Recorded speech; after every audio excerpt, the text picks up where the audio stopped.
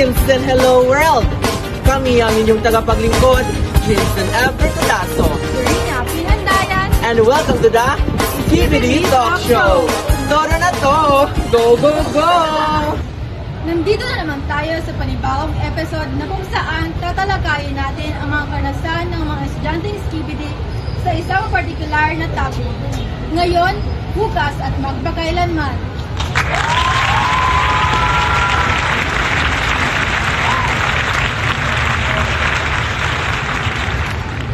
Maaari niyo bang ipakilala ang inyong mga sarili?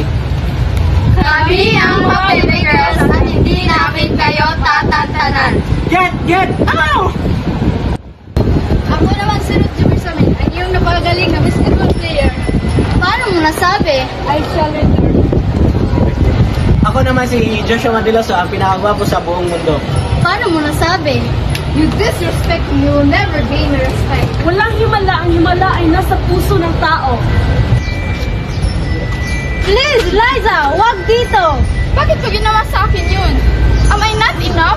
May kulang pa sa akin? May mali pa sa akin? Pangit ba ako? Pangit ba katawad ko? Kapalit-palit ba ako? Then why? Excuse me po.